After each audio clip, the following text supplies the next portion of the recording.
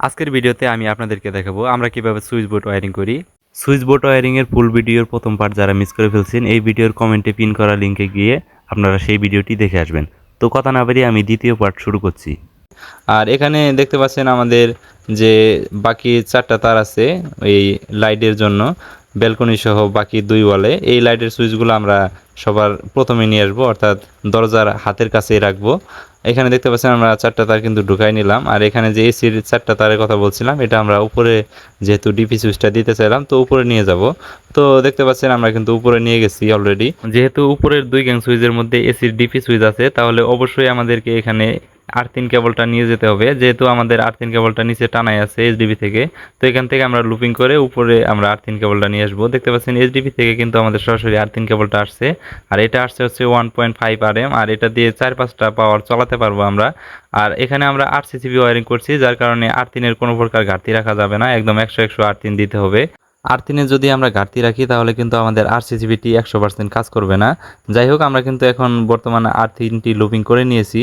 আর এখানে দেখতে পাচ্ছেন সকেটের জন্য একটা আর্থিন আমরা বের করেছি এবং উপরে ডিপি সুইচের জন্য একটা বের করেছি। আর এসডিবি থেকে আমাদের মেন লাইনের আর্থিনের মধ্যে আমরা এই তারগুলো লুপিং করে দিব। তো দেখতে পাচ্ছেন আমাদের লুপিং করা কমপ্লিট। এখন আমরা কস্টেপ করে এটা ভিতরে ঢুকাই দিব। তো দেখতে পাচ্ছেন এই মুহূর্তে আমাদের সুইচ বোর্ডটা প্রায় 90% কাজ শেষ। তো এখন আমরা আইপিএস এর নিউট্রালটা সংযোগ দিব। তো আমরা তারগুলো একটু গুছাই নেই। তো এখানে দেখতে পাচ্ছেন আমাদের এসডিবি থেকে একটা ব্লু কালার, যেটা আমরা আইপিএস এর নিউট্রাল দিয়েছি, সেটা আসছে। এবং এই বেড সুইচ থেকে যে একটা আমরা সকেটে দিব আইপিএস এর জন্য, সেই সকেট থেকে একটা আসছে। তো এই দুইটা তার আমরা একটু লম্বা করে রাখবো, যদি পরবর্তীতে ভবিষ্যতে এখানে সকেট বা কোনো বাল্ব যদি আইপিএস এ দিতে চায়, তাহলে অবশ্যই এখানে আমাদের নিউট্রালটার প্রয়োজন আছে, কারণ এখানে আমরা আরসিসিবি ওয়্যারিং করতেছি। তো যাই হোক, এখানে আমরা এই দুইটা তার সংযোগ করে নেব। এখন দেখতে পাচ্ছেন আমাদের সংযোগ করা কিন্তু কমপ্লিট। এখন আমরা এটা পাইপের মধ্যে ঢুকাই নিলাম। আর এখন হচ্ছে আমাদের এই সুইচ বোর্ডটার মধ্যে এই 4টা সুইচের একটা লুপিং নিতে হবে। আর এখানে আমরা এই 4টা লাইট কারেন্টের মধ্যে সংযোগ দিব। তো এটা আমাদের রুমের যে মেইন লাইন আছে, সেই মেইন লাইনের সাথে সংযোগ দিয়ে নিব। তো দেখতে পাচ্ছেন আমাদের লুপিংটা কিন্তু আমরা নিয়ে নিয়েছি। এবং এখানে যে তারটা আছে, তারটা একটু আমরা বাড়তি রাখবো, কারণ শর্টিং করার জন্য, মানে সুইচের মধ্যে যে শর্টিংটা আছে, সেই শর্টিংটা আমরা এখান থেকেই করব, একটু লম্বা করে নিয়ে নেব। আপনারা কিভাবে সুইচ বোর্ডে যে শর্ট বা লুপিং করেন সেটা কিভাবে করেন অবশ্যই কমেন্টে জানাবেন। আর এখানে দেখতে পাচ্ছেন আমাদের কাজ কিন্তু এখন শেষ। এখন আমরা সুইচ সকেট লাগাবো। ইতিমধ্যে বাইরে কিন্তু মুষলধারে বৃষ্টি হচ্ছে, যার কারণে হয়তোবা ভয়েসটা আপনারা ক্লিয়ারলি শুনতে পাচ্ছেন না। যাই হোক, বাসা মালিকের পছন্দ অনুযায়ী এখানে আকিজ ইনোভার চেরি সিরিজের যে সুইচ সকেটগুলো আছে, সেই সুইচ সকেটগুলো লাগানো হচ্ছে।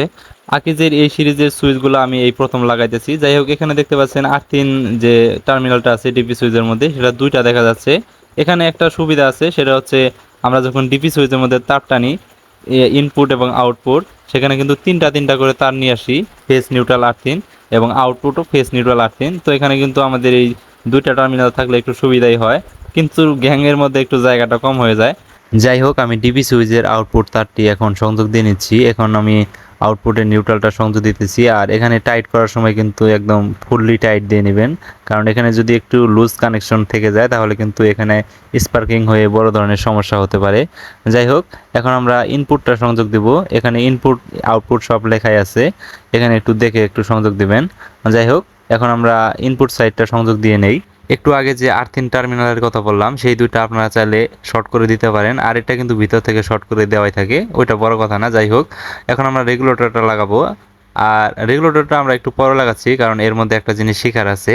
তো আমরা রেগুলেটরটা একটু সাইডে রেখে দিই, আমরা 4 গ্যাংটা আগে লাগাই। এই 4 গ্যাংয়ের মধ্যে প্রত্যেকটা সুইচই কারেন্টে চলবে। আর এখানে কিন্তু আমরা 4টা শর্ট বা লুপিং করে নিব। আপনারা কিভাবে লুপিং করেন অবশ্যই কমেন্টে জানাবেন। আমি কিন্তু একদম সিম্পলভাবে লুপিং করতেছি। যাই হোক, আপনারা কিভাবে লুপিং করেন অবশ্যই সেটা কমেন্টে ছবি দিয়ে যাবেন বা বলে যাবেন। তো এই 4 গ্যাংয়ের মধ্যে প্রত্যেকটা পয়েন্ট থেকে যে তারগুলো আসছে, সেই তারগুলো একটা একটা করে সংযোগ দিয়ে নিব। এখন ভিডিওটি অনেক লম্বা হয়ে যাবে, যার কারণে আমি একটু স্পিডে বাড়িয়ে দিলাম, কারণ এখানে 2-3 মিনিট সময় লাগছে। তো যাই হোক, এখন আমরা 2 গ্যাং সুইচটা লাগাবো। ভালো কথা, সুইচ লাগানোর সময় নাটগুলো একটু ভালো করে টাইট দিয়ে নেবেন, এখানে কিন্তু কোনো প্রকার লুজ কানেকশন রাখা যাবে না। তো এখন আমরা 5 পিন সকেটটাও এখন লাগাই নিব। এখানে আমাদের এল, এন এবং আর্থ এখানে লেখাই থাকে, তো একটু দেখে সংযোগ দিবেন। এখানে যে ফ্যান ডিমারটা আপনারা দেখতে পাচ্ছেন, এই ফ্যান ডিমারটা হচ্ছে 2A সুইচের একটা ফ্যান ডিমার, তাই এটা সংযোগ দেওয়ার সময় একটু দেখে শুনে সংযোগ দিতে হবে। আর যেহেতু এই জায়গায় বেড সুইচ হবে, তাই এই সংযোগটা ভালো করে শিখতে হবে। এখানে 3টা টার্মিনালের মধ্যে যে মাঝখানের টার্মিনালটা দেখতে পাচ্ছেন এটা হচ্ছে লোড, আর এটার সাথে আমরা একটা লুপিং করে নেব রেগুলেটরের মধ্যে। তো আমরা এল লেখা সংযোগের মধ্যে সেখানে লুপিং করে দিব। আর এখানে বাকি যে 2টা দেখতেছেন এটা 2টাতে 2 ফেজ ঢুকে, এটা আমাদের একটা ফেজ আমরা কাজে লাগাবো। যাই হোক আমরা উপরেরটা কাজে লাগাবো যেহেতু আমরা সুইচটা নর্মালি ব্যবহার করব। যাই হোক আমাদের উপরের যে ফেজটা আছে সেই ফেজটার সাথে আমরা একটা লুপিং করে দিলাম দেখতে পাচ্ছেন। এখন কিন্তু আমাদের নর্মালি যে ফ্যানের তারটা আছে সেই ফ্যানের তারটা এই রেগুলেটরের মধ্যে সংযোগ দিয়ে নেব। এটা কিন্তু দেখেন একদম সহজ, এটা আপনারা যেভাবে করতেন সেভাবে করবেন। আর এখন হচ্ছে সেই লাল তারটা যেটা আমাদের বেড সুইচ থেকে আসছে দেখতে পাচ্ছেন, এই বেড সুইচ থেকে যেটা আরেকটা লাল তার আসছে সেই লাল তারটা এখন কোন জায়গায় সংযোগ দিবেন সেটা এখন আপনাদেরকে দেখাবো। তো এখানে একটু ভালো করে লক্ষ্য করেন, বেড সুইচের ক্ষেত্রে কিন্তু আমরা 2টা একখানে সংযোগ করছি, কিন্তু এখানে একসাথে সংযোগ করা যাবে না। এখানে দেখতে পাচ্ছেন আমাদের বেড সুইচের ফ্যানের তারটা যেটা আসছে এটা আমরা এমনভাবে সংযোগ দেব যেটা সুইচ ওই জায়গায় থাকবে এবং এই সংযোগটা রেগুলেটর হয়ে তারপরে যেন ফ্যানে চলে যায় এভাবে সংযোগ দিব। মানে এক কথায় হচ্ছে আমাদের রেগুলেটর একটাই থাকবে, সুইচ থাকবে 2টা। সেক্ষেত্রে সংযোগটা যদি আমরা এই হলুদের এই জায়গায় দিই তাহলে এদিক দিয়ে ঘুরে এসে কিন্তু আমাদের ফ্যানে চলে যাবে, আর সুন্দরভাবে কিন্তু আমাদের ফ্যানটা এই রেগুলেটর দিয়ে ঘুরতে পারবে ওই বেড সুইচ থেকে সুইচ দেওয়ার পর। দেখতে পাচ্ছেন আমরা কিন্তু সংযোগটা সেম সেইভাবে দিলাম, আর এখন কিন্তু আমাদের রেগুলেটর একটাই হলো এবং সুইচ দুই জায়গা থেকে অপারেট হবে। তো ইতিমধ্যে দেখতে পাচ্ছেন আমাদের সুইচ বোর্ডের মধ্যে সম্পূর্ণ সংযোগ কিন্তু কমপ্লিট হয়ে গেছে। তো এখন আমাদের এই স্ক্রুগুলো লাগালে কিন্তু আমাদের কাজ কমপ্লিট। তো দেখতে পাচ্ছেন এই হচ্ছে আমাদের ফাইনাল রেজাল্ট। তো আমাদের সুইচ বোর্ডটা ফিটিং করে আপনাদের কাছে কেমন লাগলো অবশ্যই কমেন্টে জানাবেন, এবং এতক্ষণ সাথে থাকার জন্য আপনাকে অসংখ্য ধন্যবাদ।